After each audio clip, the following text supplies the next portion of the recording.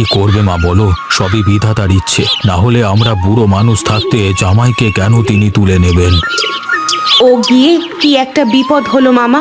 একে অভাবের সংসার, তার উপর চারিদিকে ধার দেনা করে রেখেছে। আমি কিভাবে এখন এত দিক সামাল দিব বলো তো? সেজন্য তোমার মামি বলেছে আমার বাড়িতে গিয়ে উঠতে। তা তো আর উঠবে না। চলো মা, চলো না দাদুর বাড়িতে চলে যাই।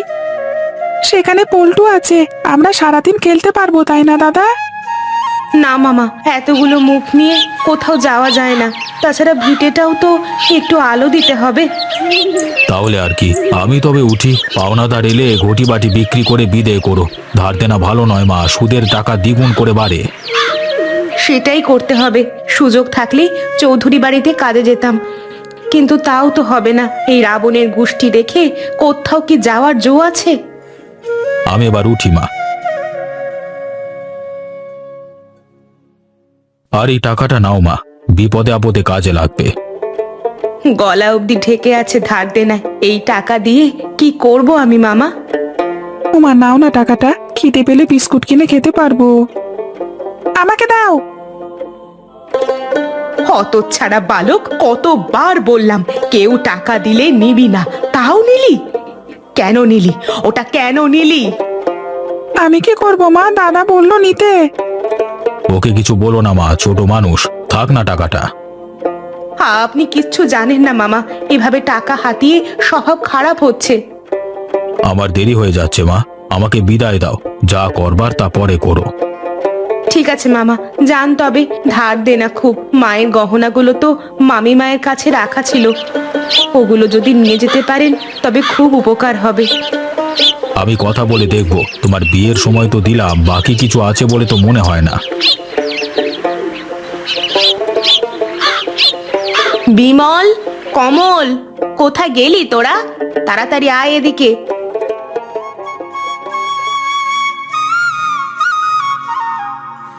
শীতের দিন, এখন স্নান না করলে পরে আর করতে পারবি না। আজও কি আমাদের নদীতে নিয়ে যাবে মা? কি মজা, কি মজা, আজও নদীতে গিয়ে স্নান করব। না বাছা, আজ আর নদীতে নয়, ঘোষেদের পুকুরে যাব। না মা, আমরা নদীতে গিয়ে স্নান করব। না বাছা, শরীরটা আজ ভালো লাগছে না। তাছাড়া নদীতে গিয়ে আসতে আসতে বিকেল হয়ে যাবে। বেশ, আজকে তবে ঘোষেদের বাড়িতেই যাব।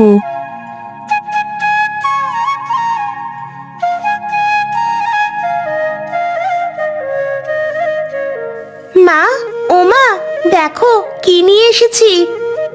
সে কি, তুই কই গিয়েছিলি এই ভর দুপুরে? আর ও সব কি নিয়ে এসেছিস? শাপলা ফুল।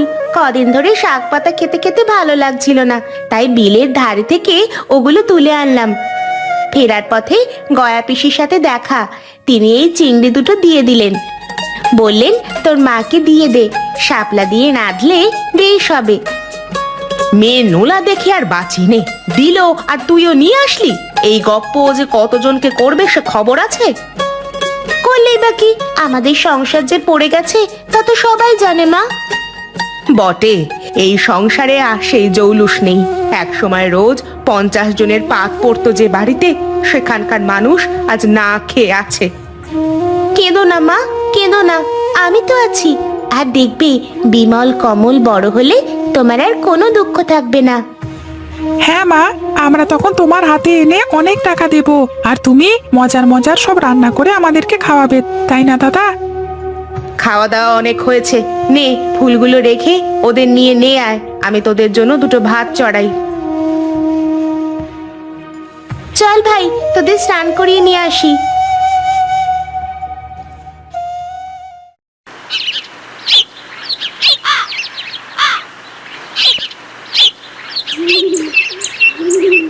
হায় রে ভাত, এই ভাতের জন্য এত কিছু করতে হয়। দুদিন পর সেগুলোও থাকবে না, ছেলে মেয়েগুলোকে নিয়ে তখন উপোস থাকতে হবে। তাও না হয় থাকতুম, কিন্তু এত দেনা পরিশোধ করব কিভাবে? দুদিন পর পর পাওনাদারদের কথা আমার আর শুনতে ভালো লাগে না। বৌমা, ও বৌমা, ঘরে আছো? কে এলো? আবার কোনো পাওনাদার নাকি? কি ব্যাপার, কেউ বাড়ি নাই নাকি? কখন থেকে ডেকে মরছি, কেউ সারাটি অবধি দিল না।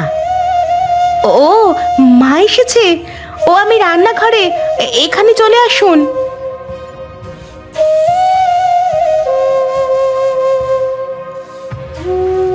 এই যে বৌমা, কি করছিলে শুনি? আমি সেই কখন থেকে ডেকে মরছি, আমার কথা কি শুনতে পাওনি তুমি? পাওনাদারদের ভয় সারা দিনই মা, ওরা প্রায়ই এসে কথা শুনিয়ে যায়। সব ওই হতভাগাটার জন্য হয়েছে, নিজে তো মরলই, অন্যদেরও ডুবিয়ে রেখে গেছে। কি দরকার ছিল ওর এত এত টাকা সুদে এনে ব্যবসা করতে? ওকে কিছু বলবেন না মা, সে তো জানতো না যে এমন হবে। তা আপনি হঠাৎ কি মনে করে? তোমাদের দেখতে এলাম বৌমা, ছেলে মেয়েগুলোকে কতদিন ধরে দেখি না। কিন্তু বিকেল যে হয়ে এলো, এত দেরিতে এলেন, আবার ফিরবেন কখন? আমি আর ওখানে যাব না মা, এখন থেকে তোমাদের এখানেই থাকবো। সে কি কথা, দাদার ওখানে থাকলে আপনি তো খেয়ে পড়ে থাকতে পারবেন মা। আমাদের এখানে আমরাই তো আধ পেটা খেয়ে থাকি, আপনাকে কি খাওয়াবো? তোমরা যা খাও আমিও তাই খাবো। ছেলেটা মরে গেছে, তোমাদের এখানে একা রাখতে আমার মন মানে না বৌমা। বেশ, থাকবেন না হয় আমাদের সাথে। তা ওই পুঁটুলিতে কি আছে?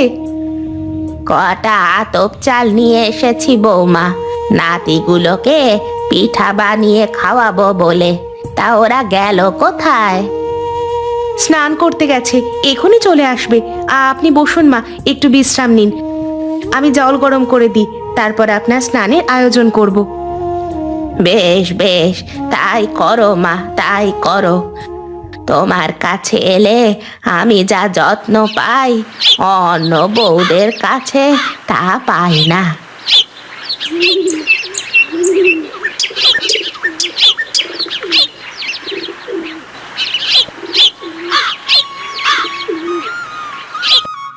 বৌমা, ও বৌমা, কোথায় গেলে এই সাত সকালে? মা, আমি এখানে কয়েকটা গেছো আলু পাড়তে গিয়েছিলাম। সে কি, এই ভোরবেলা ও সব আলু দিয়ে কি হবে বৌমা? ঘরে তো কিচ্ছু নেই মা, যে সকালে ওদের খাওয়াবো, তাই এই আলু সিদ্ধ করব। তারপর মিনুকে নিয়ে মাঠে যাব ঘুটে কুড়াতে, যদি গৃহস্থ বাড়িতে ঘুটে বিক্রি করে কটা টাকা আসে। হায় বিধাতা, এই দিন আমায় দেখতে হলো। যে বউ কখনো নিজের হাতে রান্না পর্যন্ত করেনি, সে যাবে ঘুটে কুড়াতে। সেদিন কি আর আছে মা? এক সময় এই বাড়ি কাজের মানুষে ভরা ছিল, আজ সে সময়ও নেই, মানুষও নেই। তা যাই করো বৌমা, নাতিগুলোকে আমি ওই আলু পোড়া খেতে দিতে পারবো না। তাহলে কি করবেন মা? আমি কটা চাল নিয়ে এসেছিলাম না, ওগুলো ভেঙে গুঁড়ো করো। ওদের আমি আজ ভাপা পিঠে বানিয়ে খাওয়াবো। সত্যি ঠাকুমা, আজ আমরা পিঠে খাবো? হ্যাঁ রে, যা তাড়াতাড়ি গিয়ে মিনু আর বিমলকে ডেকে তোল।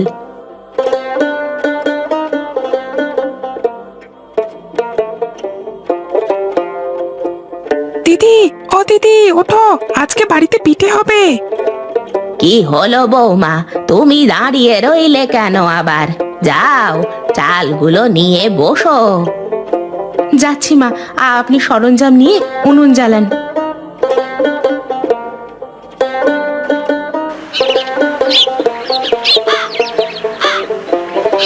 মা, ও মা, আর কটা পিঠে দাও না, আমাকেও দিও মা।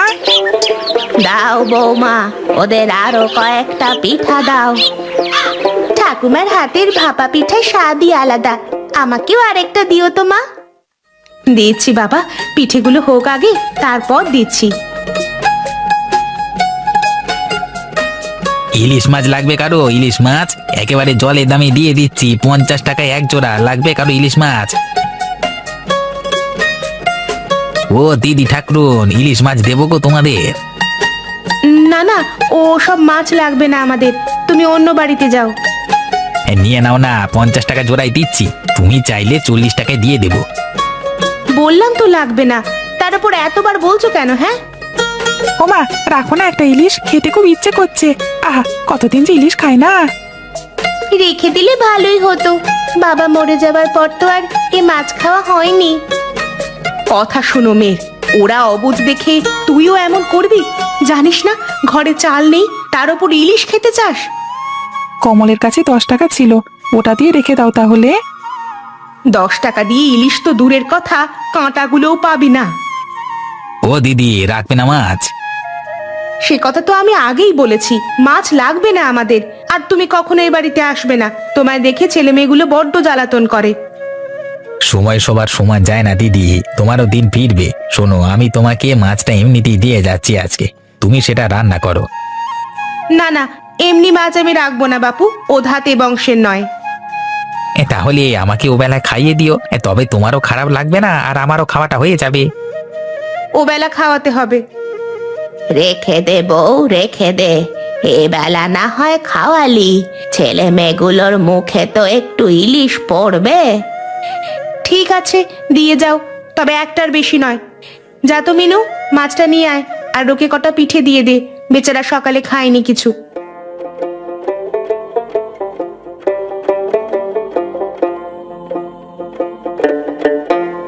এই নাও মা, এই নাও। পিঠাগুলো খেয়ে নাও আগে। সে আমি পথে পথে খাবো ক্ষণ, তোমরা আরাম করে খাও গিয়ে। তুমি এসো কিন্তু, আমি রান্না করে তোমার জন্য অপেক্ষা করব। আসবো দিদিভাই, আসবো, আগে মাছগুলো বিক্রি করি তো। মাছটা অনেক বড় দিয়েছে, মনে হয় ডিম আছে, তাই না দাদি? আহা, কতদিন পর ইলিশ মাছ খাবো, কি মজা কি মজা। হ্যাঁ রে, ইলিশ যে রেখে দিলাম, ঘরে যে চালই নেই, মশলাপাতিও তো লাগবে কিছু। ও সব কিছু লাগবে না বউ, তুই ওই 10 টাকা দিয়ে 1 সের চাল কিনে আন, আর কুমড়ো পাতা দিয়ে ইলিশ পাতুরি কর, এতেই হয়ে যাবে। ইলিশ পাতুরিতে হবে? হবে মা, হবে। তোমার হাতের যে রান্না, তা খেলে আর ভোলা যাবে না। বেশ, তবে বিমল কমল, যা তো গিয়ে 1 সের চাল নিয়ে আয়। যাচ্ছি মা, পিঠেটা শেষ করেই যাচ্ছি।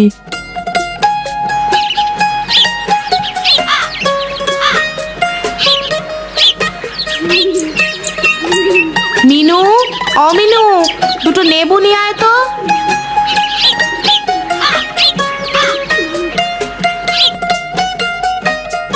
সে কি মা, নেবু পাতা দিয়ে কি হবে? মাছের মুড়োটা দিয়ে ঘন্ট করব, নেবু পাতা দিলে ভালো সুবাস ছড়াবে। ইস, মুড়ো ঘন্ট খেতে যে কি মজাটাই না হবে। ও মা, ভাতে হবে তো আমাদের। সে নিয়ে তুই চিন্তা করিস না মা, হয়ে যাবে। তুই যা এখন, পাতাগুলো নিয়ে আয়।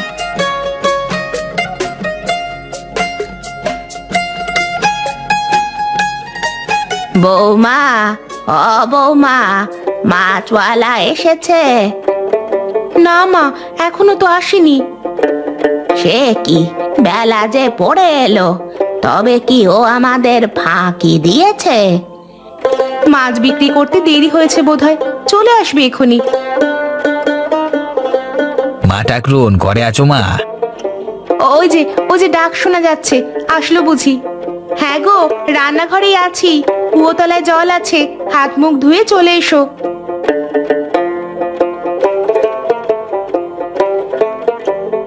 হাত মুখ পুকুর থেকে ধুয়ে এসেছি মা, খুব খিদে পেয়েছে, ভাত দাও তো দেখি। হ্যাঁ হ্যাঁ, সবকিছু প্রস্তুতি আছে, তুমি আসন পেতে বসে পড়ো।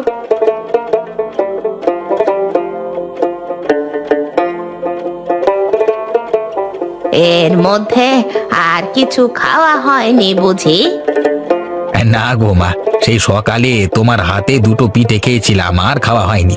তা যা পিঠে বানিয়েছো তুমি, যেমন স্বাদ তার তেমন গুণ, দুটো খেয়েই সারাদিন কাজ করছি। এই নাও খাওয়া শুরু করো।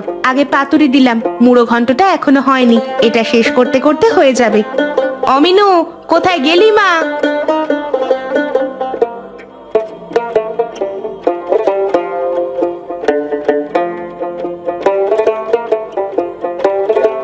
এই নাও মা নেবু পাতা। তা দাদা ঠাকুরন কোথায়? কতদিন ধরে ওনাকে দেখছি না যে। ছেলে আমার মারা গেছে বাবা, এই পোষে 3 মাস হলো। আহা, বড্ড ভালো মানুষ ছিলেন গো। বাপ ঠাকুর দাদারা বলতেন ভালো মানুষ বেশি দিন থাকে না। মরে গিয়ে আমাদের জলে ফেলে গেছে, এতগুলো মুখ নিয়ে কোথায় যে যাই। ও নিয়ে ভেবো না মা, একটা না একটা উপায় হবেই। কি উপায় আছে? এখন মানুষের বাড়িতে গিয়ে ঝিয়ের কাজটা করা বাকি। ঝিয়ের কাজ করবে না কেন মা? তোমার এত ভালো রান্নার হাত, তুমি একটা হোটেল দাও, দেখবে মানুষ তোমার বাড়িতে এসে কাজ খুঁজবে। সে কি আর বললেই দেওয়া যায়? কেন যাবে না? একটু একটু করে শুরু করবে, দেখবে একদিন অনেক বড় হবে। শুরু করতেও তো কিছু টাকা লাগে, সে টাকা পাবো কই? আর কে খাবে এখানে? আমি তোমায় কিছু টাকা দিয়ে যাব মা, সেই টাকায় বাজার করে রান্না করো নিজে। আর মাছ আমি এসে দিয়ে যাব, কোন মাস শেষে তাদের দাম ধরে নিও। তাহলে ভালো হবে মা, উনি তো মাছ ধরেন, আর শাকসবজি আমরা নিজেরা করে নিতে পারবো। বলছিস তুই? হ্যাঁ বৌমা, মাঝি ঠিক কথাই বলেছে। তুমি এই ব্যবসা দিয়ে দেখো, যদি সফল না হও তবে অন্য পথ দেখো। ঠিক আছে, তবে কাল থেকেই রান্না শুরু করব। তবে মানুষ নিয়ে আসতে হবে কিন্তু তোমার। সে নিয়ে ভেবো না মা, আমি সব জেলে মাছিদের নিয়ে আসবো। আর সকালবেলায় কিন্তু তোমার ভাবা চাই মা ঠাকুরন। বেশ, তাহলে সকালে ভাপা পিঠা আর বিকেলে ভাত মাছ। যাক বাবা, অবশেষে তাহলে একটা গতি হলো। সে কদিন যাক, তারপর দেখা যাবে। এবার যা তো মা, বিমল কমলকে ডেকে নিয়ে আয়।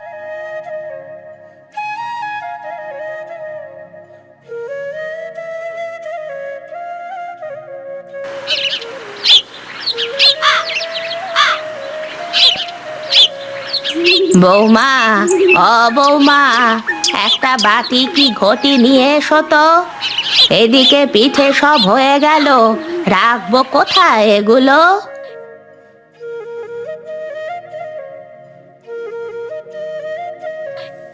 এই নিন মা, ঝুড়ি নিয়ে এসেছি। হ্যাঁ হ্যাঁ, তাড়াতাড়ি দাও, ওরা আবার চলে আসবে।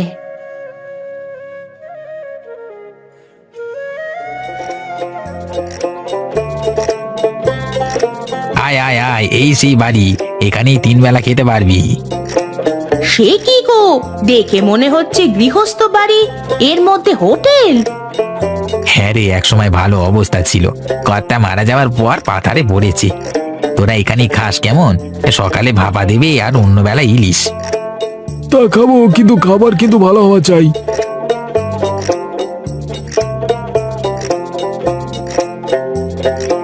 আরে বুড়িমা, দেখছি ভাপা পিঠে বানাচ্ছ, আমাকে দাও তো কয়েকটা। বসো বাবা, বসে খাও, আমি আসন পেতে দিচ্ছি। তোমার দিতে হবে না কষ্ট করে মা, আমরাই করে নিচ্ছি। তুমি আমাদের এত কম দামে খাওয়াচ্ছ, এই ঢের। খাওয়ার কি দেখলে মা, কটা দিন যাক, হোটেলটা একটু শক্ত হয়ে যাক, তারপর দেখবে বৌমার হাতে কি জাদু। আমরা আছি সে পর্যন্ত, আমরা থাকতে খদ্দেরের অভাব হবে না।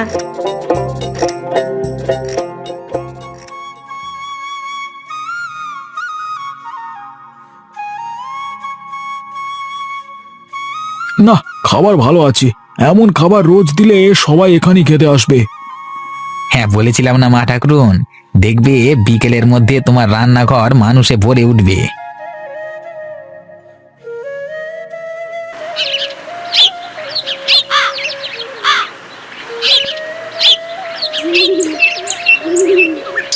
ও দিদি, আমায় আরেকটু ঝোল দাও তো। এই নাও দিদি, আর একটু ভাত দিব? না না, একেবারে পেট ভরে গেছে, এই যে খেলাম, রাতে আর খেতে হবে না গো। ও বৌমা, নিবারণের পাতে ভাত দাও কটা। হ্যাঁ মাসি, আর একটা ইলিশ পাতুরি দিও তো। পাতুরি তো নেই বাবা, ঘন্ট আছে, দিব? তাই দাও, তোমার হাতে যাই খাই তাই তো অমৃত। আহা, এমন খাবার আমি কতদিন খাই না। খেয়ে নে ভালো করে নিবারণ, সকালে ভাপা আর রাতে এমন মজার ইলিশ কোথাও পাবি না। এসব খাবার কি একা খেতে ভালো লাগে দিদি? কাল থেকে ভাইটাকেও এখানে নিয়ে আসবো, ও সে হাটে খায়, তাও আর বেশি দামে। তাই নিয়ে এসো, এখানে তো অল্প দামে সব হয়ে যাবে।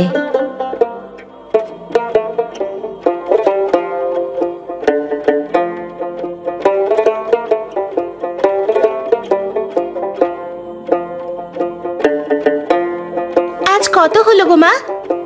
550 টাকা। বাবা, এ তো অনেক। হ্যাঁ মা, খরচ বাদে 300 টাকা থাকবে। এবার তাহলে ধার দেনা পরিশোধ করা উচিত বৌমা।